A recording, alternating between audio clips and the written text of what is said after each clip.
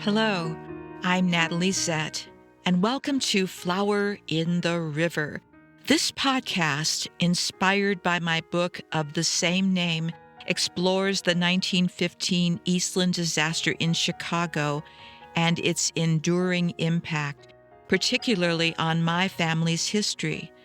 We'll explore the intertwining narratives of others impacted by this tragedy as well, and we'll dive into writing and genealogy and uncover the surprising supernatural elements that surface in family history research. Come along with me on this journey of discovery. Hey, this is Natalie, and welcome to episode 102 of Flower in the River podcast. So, a funny thing happened while I was preparing for this week's podcast. I had planned to follow up on the individuals and families that I introduced last week. Those were the people with the unmarked graves, the people of the Eastland Disaster who still have unmarked graves after all this time. But as I was researching one of these families, I kept hitting brick walls. Then, on a whim, I decided to check out the labs area on FamilySearch.org. I want to pause. Have you heard of this? If not, if you're a genealogist, history buff, or somebody in between, you have to check this out. It's a hidden part of FamilySearch.org that so far you're not able to find from their main page. Instead, you have to type in FamilySearch.org/labs, that's LABS. And I'll drop a link in the show notes for you in case you're interested, and I hope you are. And it's entirely experimental. They've got all kinds of things going on there, but one of these tools that they have is labeled Expand Your Search with Full Text. That doesn't sound exciting, but the subtitle, Unlock Hidden Mysteries in Historical Records that have never been searchable until now. Oh my gosh, I felt as if I reached genealogy nirvana, and I went there. And I found out that they're not kidding about hidden discoveries. I started with a simple search on the Eastland Disaster and found a gold mine of records. These are unlike anything I've ever found before. I uncovered records for approximately 22 Eastland victims. They were all members of Chicago's Polish community, and all of them had taken out life insurance through the Polish Roman Catholic Union of America, the PRCUA, which is a fraternal society. Now, this is similar to commercial life insurance and means that a policy holder designated a beneficiary to receive benefits upon their death. And because of that, their files contained documents that I had never seen before. For example, detailed death records, beneficiary certificates from the Polish Roman Catholic Union of America, and they're quite lovely, by the way, coroner's reports, and sometimes even letters between surviving members and various organizations as they disputed payouts and claims. Just like now, filing an insurance claim can be a headache.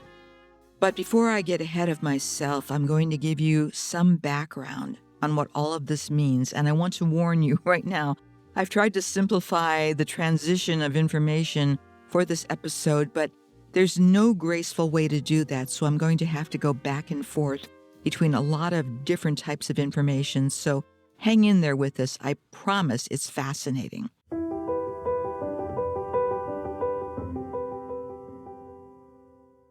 First of all, let's talk about the Polish Roman Catholic Union of America, the PRCUA, and then we will talk about what happened when so many of their customers died on the same day and in the same way.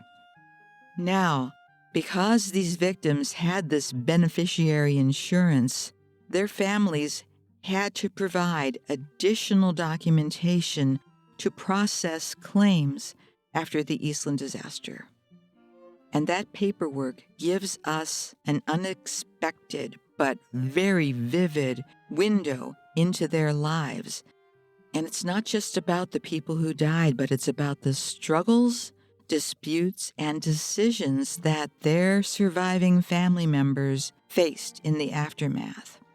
This is a historian's and genealogist's dream. And by the way, I have done other episodes on fraternal organizations. These were a big part of the various immigrant communities in Chicago during that time for reasons that you'll understand when you hear the details. And this type of thing, meaning insurance records, has not been well covered in terms of the history of the Eastland disaster, which maybe is not a surprise, but it's essential to understand this component. So the Polish Roman Catholic Union of America, the PRCUA, was founded in 1873. That's a long time ago. And it is, as far as I can tell, the oldest and largest Polish American fraternal benefits society in the United States. And it's more than an insurance provider. It was, at that point, a community pillar dedicated to protecting Polish immigrants, preserving their heritage, and supporting those in need.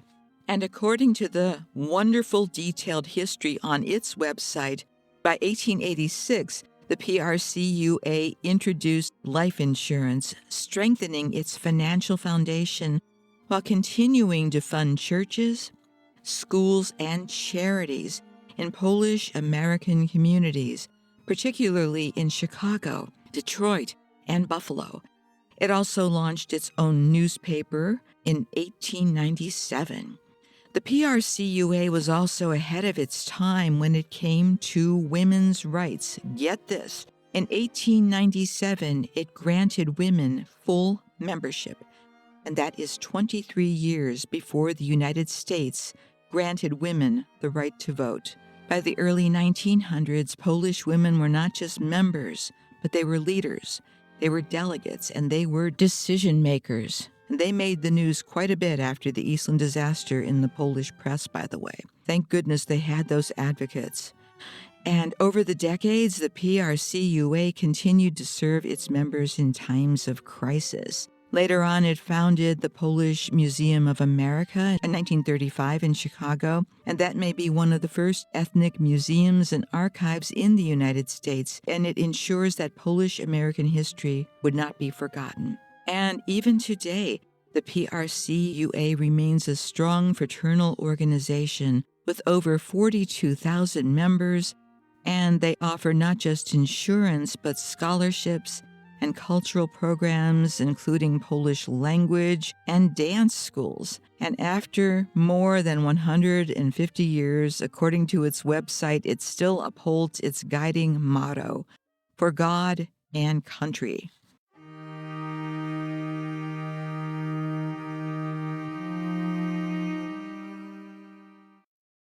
But we have to go back to 1915.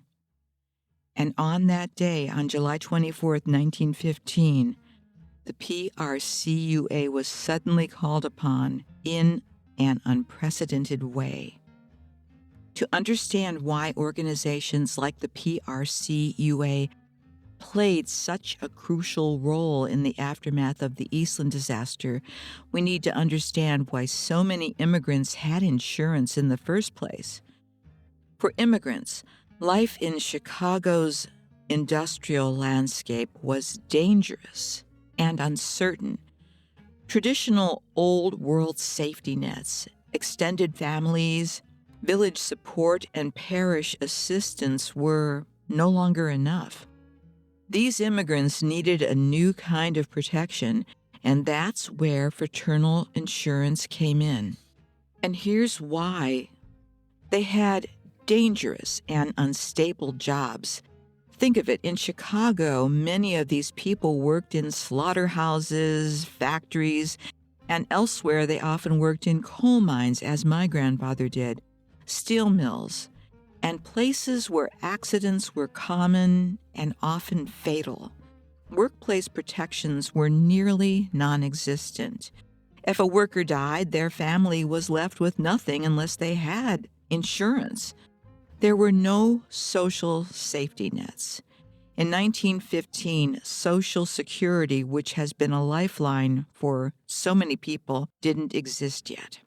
And there were no government welfare programs for surviving family members. So if the family was relying on a single breadwinner, and that breadwinner was killed, and by the way, it wasn't always a man. A lot of times the daughters of the family would work and support the family.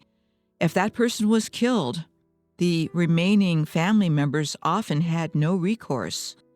Without insurance, families could fall into immediate destitution. And beyond the money, an organization like the PRCUA, it was also a form of community support. And members most likely went to church together, most likely were members of various other societies, and they helped one another get through these horrible times of crisis. Most likely, the people who worked at the PRCUA were also members of these various organizations, and they too were probably affected directly by the Eastland disaster. Perhaps they lost family members. That's something too that's worth researching. Of what I've been able to ascertain through my research just this week, unlike private insurance companies, the PRCUA pooled resources among members, keeping premiums low and coverage affordable for working-class immigrant families. And in one example that I found, and there were a number of examples, there was a $500 policy, and that probably doesn't sound like much today, but in 1915, that was enough to cover funeral costs, rent, and provide immediate relief for families. I want to pause here to say something. So, one thing I've noticed in researching the Eastland disaster is that some aspects of the relief efforts get highlighted repeatedly, such as the assistance from the Red Cross or Western Electric or the City of Chicago, which is fine. But this is happening while others, such as the crucial role of fraternal organizations, the very thing we're discussing right now, are overlooked. It's a reminder that history isn't just about what's included, but also what's left out. And in this case, the mutual aid societies that so many immigrant families relied on deserve to be part of this narrative. I'm not sure what prompted these young people, and they were all very young when they took out these policies in the first place. What prompted them to take them out? Maybe their parents said, you've got to do this, and they might have balked, but they all did, and thank goodness they did, because that ensured that their families received some financial compensation during such a terrible time of profound grief. And another thing to bring up is that these documents weren't just financial agreements. They were bridges. They were symbols of security, written in both English and Polish. Remember, many of these people were fairly recent immigrants to the United States, and they might not have been fluent in English. Many of them may not have been able to speak English at all, much less understood how insurance works. However, by the end of July 24th, 1915, those precious papers became something more significant. They were evidence of loss, tragedy, and also security that would get these families through to the next leg of their journey. For the PRCUA, well, I cannot imagine what that was like. This organization had made a legally binding promise to pay benefits to families of deceased members, never thinking that something like a full-scale catastrophe would happen, and never thinking that they would be hit with all of these claims at once. What did they do? I don't know the details, but the Eastland disaster definitely forced them to pivot quickly and adapt to a mass casualty event in ways that they had never done before. That said, somebody asked me when I was talking about this with them if they rushed things through. By the level of the detail of the documents that I have been looking at, I would have to say they might have rushed things through, but they did not spare detail. Each of these documents has extreme detail in them, and in a way, each of these documents complement one another. They prove that this death happened, how it happened, and they also had to prove that this person had indeed bought this insurance for this amount on this day. And they also had to have things like the death certificates and funeral arrangements in some cases. So all that detail was in there, but they also could not hold it up. They had to get it through. The first thing is people had to get buried, right? And who was going to pay for all of that?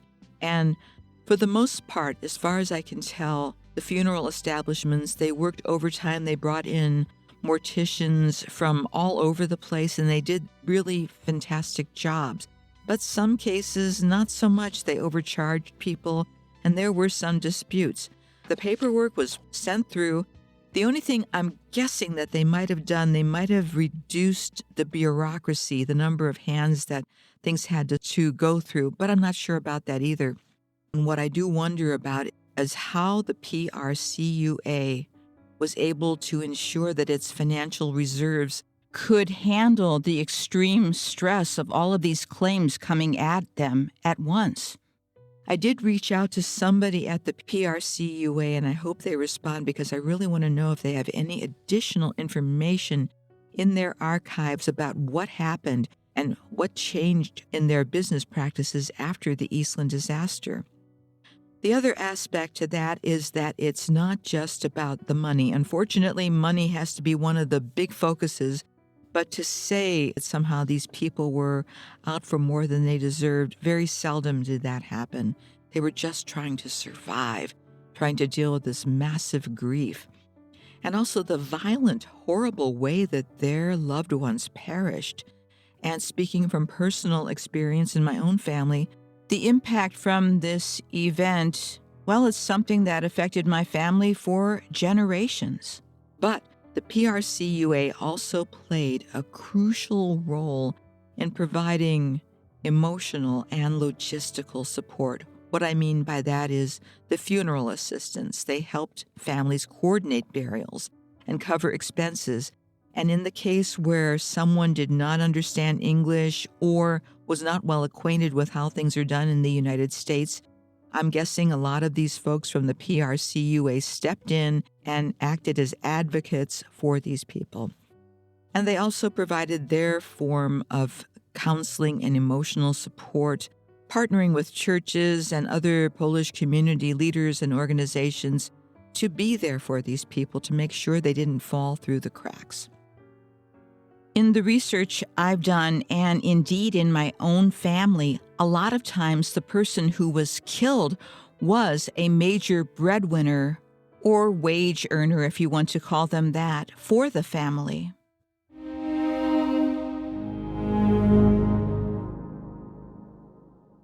And how did the PRCUA cope after the Eastland disaster? How did it adjust its policies, etc.? That I do not know. I can guess at some of the things, and I'm sure that continues until today because we are always adjusting to chaos in the environment, correct? And I'm sure that they had to do the same then and now. But the other thing that was also very important for the community back then is organizations like this. To maintain trust and transparency, they had to communicate openly with their members. They had to provide regular updates, keep members informed about claims processing and financial stability, and had to reassure people that their organization, the PRCUA, was strong, solvent, and still their advocate and would be there for them. There's nothing worse than feeling like all of your lifelines, all of the organizations, government entities, etc., that you have trusted are gone.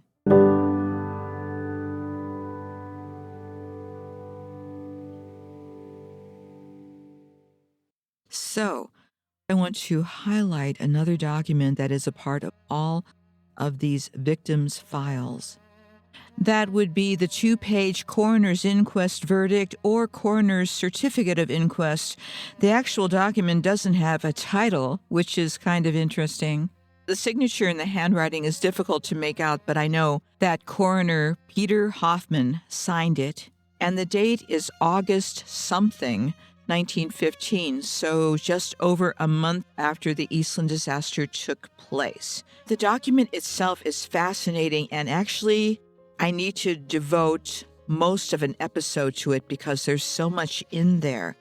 So I'm not going to read it in its entirety here, but these inquest verdicts, this documentation would have been required probably for the PRCUA's insurance claims for the victims' families. And the fact that they did this for each person tells you how thorough and how serious they were about this documentation. What I don't know is how they were able to make multiple copies of these documents for all these people, change the names so each name is individual. I'm thinking typewriter with carbon copies, or maybe there was an early form of a mimeograph machine. That's something, too, that needs to be investigated. So earlier, I devoted an entire episode to coroner Pete Hoffman, and I must say, in terms of the Eastland disaster, he is one of the most intriguing and interesting characters that I have ever run across. Hoffman played a pivotal role in the immediate response and subsequent investigations. Here's a high-level overview of his actions and the legal proceedings that followed. The first thing was an immediate response to the disaster. He established a centralized morgue. He recognized that the chaos with the victims' bodies scattered across various locations would have caused a lot of problems, so he swiftly secured the 2nd Regiment Armory as a central morgue. And that move streamlined the identification process for grieving families and organized the recovery efforts. Within hours of the disaster, Hoffman convened a coroner's jury to investigate the causes and assign responsibility. This prompt action underscored his commitment to justice and transparency.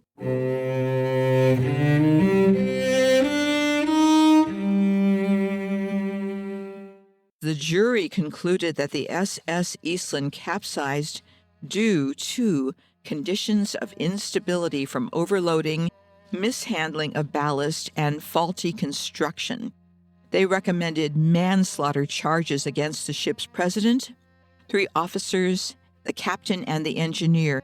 And in this document that was written by Pete Hoffman, he was very clear about not blaming the passengers for the capsizing of the Eastland. That has come up in several articles that I've read where they have tried to blame the passengers for their own deaths, but Hoffman basically put his foot down and said, absolutely not. And I'll discuss the details of these various legal proceedings in another episode because it's a lot of information.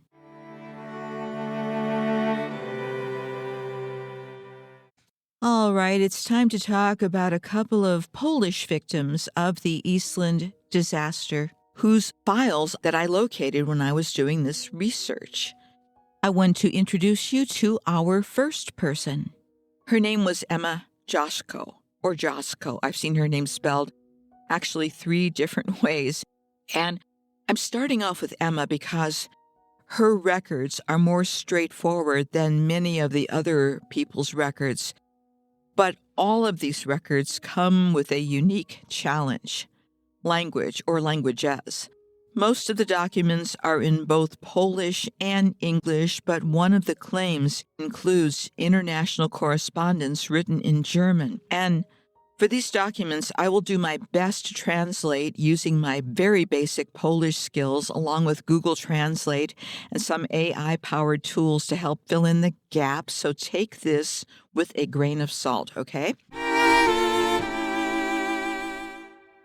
So the first document that I found that was present in all the files for each person was the PRCUA registry entry. And it had a certificate number and society group numbers, so there were societies within this organization. An insurance amount in the case of Emma, it was $250. The date Emma joined, that would be July 10th, 1914, just a year before the Eastland Disaster. And of course, she died on July 24th, 1915. Her death benefit was paid to Jacob and Matilda Jasko, her parents. She was listed as an Eastland victim. And of course, the location was Chicago. There was a second document called the PRCUA death report, which had more detail. Here's the translation. Polish Roman Catholic Union of America, to the Honorable Board, we hereby notify that on the 24th of July of the year 1915, member Emma Josko, or Jasko, residing at 2213 Clybourne Avenue, Chicago, Illinois, a member of the Polish Society St. Agatha, number 611, died from accidental drowning on the Eastland. Age at death, 16 years. She was admitted as a member of the Union on October 20th, 1914. At the time of joining, she was 15 years old. She is entitled to a posthumous benefit of $250, and the signatures were Franciszek Baczynski, president of the society, and Marta Huda, the secretary. The key takeaways from this is that Emma was only 16 years old when she died in the Eastland Disaster, and she had been a member of the PRCUA for less than a year. Whoever paid for her membership, thank goodness they did that. And her family got $250 for her death benefit. The next person's records are more complicated. I'm going to go through them fairly quickly, but you'll get an idea of how this becomes more convoluted depending on the number of people involved. So sometimes just buying a policy and cashing in on the policy is not that easy.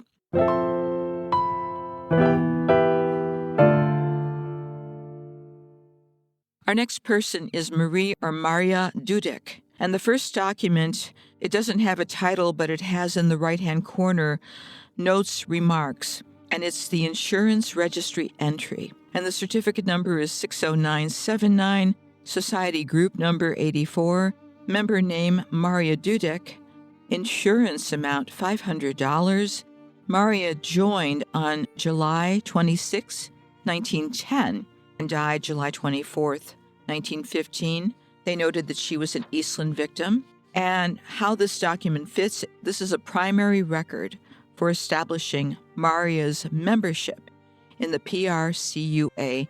Her next document is similar to the one that we read for Emma. It's the report of death.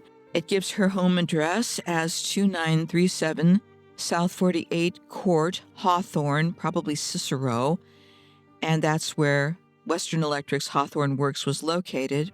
Her cause of death was drowning on the Eastland ship, is what it says. Insurance benefit $500. Third document is called a Certificate of the Attending Physician. This one I had a little difficulty translating, but what I could figure out from it is that it was a multi-purpose form that included the beneficiary information, that would be Jan Dudek, her husband, the priest's certification of burial, space for the physician's statement, which was left blank in her case, and fourth and fifth documents. There was a notary's register and legal power of attorney, and here's where it gets interesting. There's a legal document from 1916, so this is a year after the Eastland Disaster, where Mariana Krzyzaniak, who is Maria's mother, appoints her son, Albert Krzyzaniak, as a legal representative. How does this fit? Well, while I was unable to locate any documentation for him, at least in this particular record set, Jan Dudek, Maria's husband, also died on the Eastland, so the involvement of her mother and brother probably had something to do with that fact. There's a lot of blanks in here that we don't know, but it looks like there was some kind of follow-up that was needed in order to settle the estate and the insurance claim. involving relatives back in Poland who were working through the legal channels to claim benefits.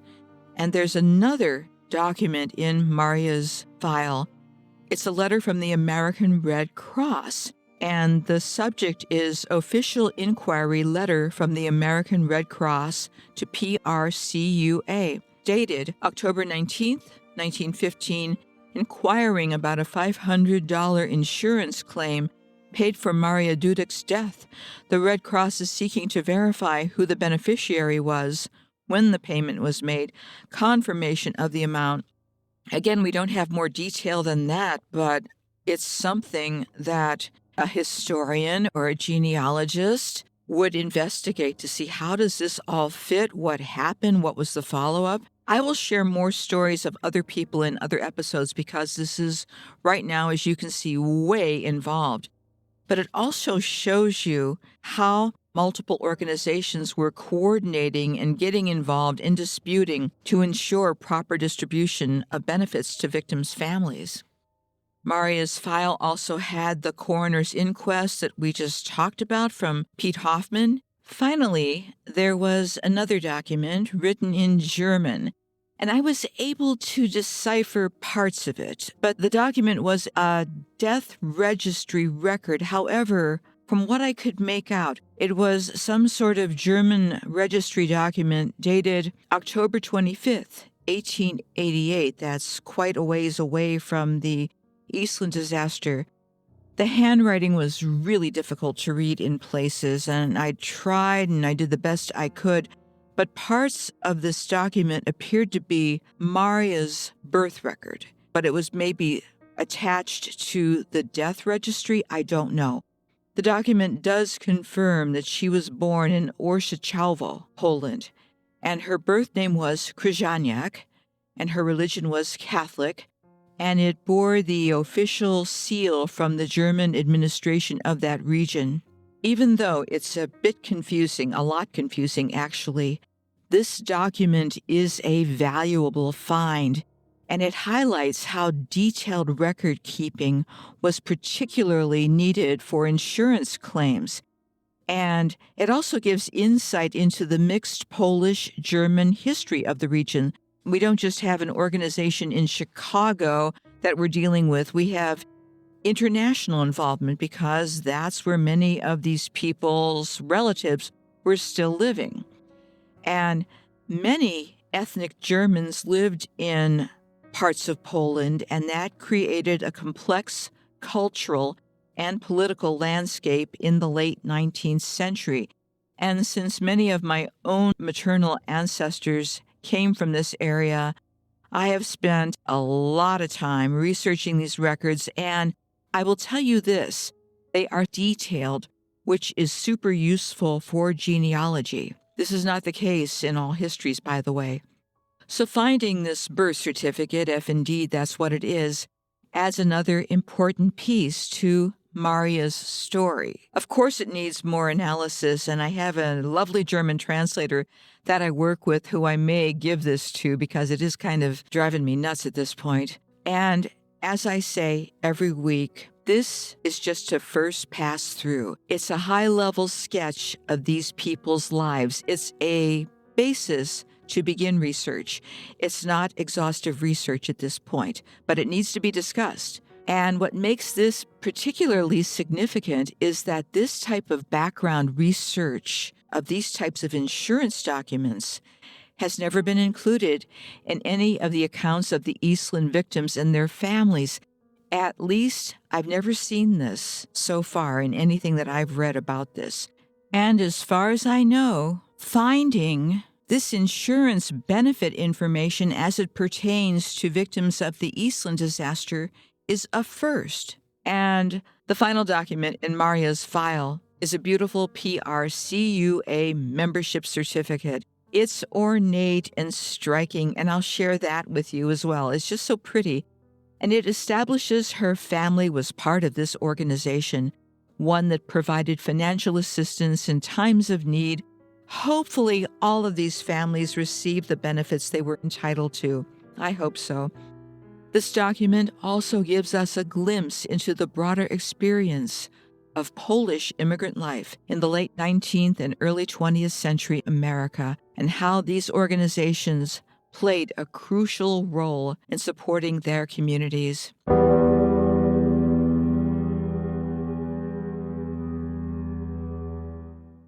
As I've explored in past episodes, particularly my episode on the Polish community, these groups were not monolithic. While many were Roman Catholic, a surprising number were freethinkers who chose an entirely different path. But when tragedy struck, they came together, as people do in times of crisis. Some may have questioned their decision to come to America after the disaster, and perhaps a few even returned to their homeland, but most stayed, they rebuilt, they carried on.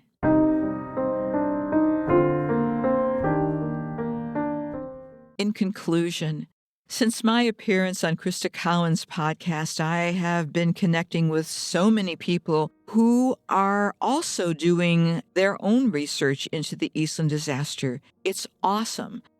And so far, none of these folks have family ties to it, yet they are uncovering fascinating details, and that's just what's needed. One researcher this week even apologized for not having a personal connection, but they are doing detailed, conscientious research on the people of the Eastland. And honestly, that's all that's really needed, because that's often what's been lacking. And so I am grateful to this person and all of you who care about this, and all of you who are doing your part, not just in the Eastland disaster research, but in all the research of history of families. What matters is doing careful, conscientious research, documenting sources, asking questions, being thorough, and questioning your own finds. Better to always have the beginner mind and always be a beginner with this. That brings me to yet another important point. No one owns history. Now, because this is part of my family's history, I take great care in curating and preserving it. And when it comes to the Eastland disaster, of course, I'm one of those family members who lost somebody on the Eastland. But the disaster itself affected hundreds of families. They were all different. They all had things they shared. And each individual story deserves to be told. Each connection needs to be brought forward. And over the past couple years, as I've looked beyond my own family's connections, I've realized how amazingly interesting the actual history is from what I first thought it was. For one thing, it's a hell of a lot more complex and chaotic and fascinating than I had been led to believe. By only listening to established accounts, I had a really narrow, limited view of the disaster, and I'm sorry that it took me this long to do my own deep digging and finding out what really happened there. However, better late than never, right? And the more I've explored these primary sources, these firsthand records, survivor testimonies, even when they contradict each other, I don't care. The more I've seen all this, the more I've seen how many perspectives exist. For example, a journalist covering the tragedy, a survivor, a family member, a rescuer, coroner Peter Hoffman, they all had dramatically different experiences, and no single viewpoint tells the entire story. So my goal remains the same, to let the people of the Eastland disaster speak for themselves as much as possible. I won't filter or censor their stories to fit a particular version of events, because I don't have one. Each week is a surprise to me as it is to you. History is not about repeating the same accounts. It's not about controlling accounts. It's about uncovering details, expanding the narratives, and allowing the past to tell its own story. Allow those people of the past to give us their wisdom, to help us.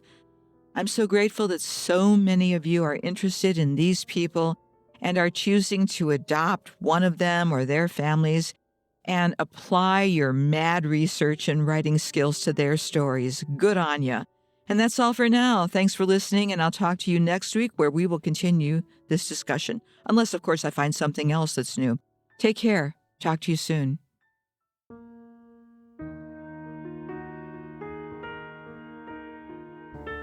Hey, that's it for this episode, and thanks for coming along for the ride. Please subscribe or follow so you can keep up with all the episodes. And for more information, please go to my website. That's www.flowerintheriver.com. I hope you'll consider buying my book, available as audiobook, ebook, paperback, and hardcover, because I still owe people money. And that's my running joke. But the one thing I'm serious about is that this podcast and my book are dedicated to the memory of all who experienced the Eastland Disaster of 1915. Goodbye for now.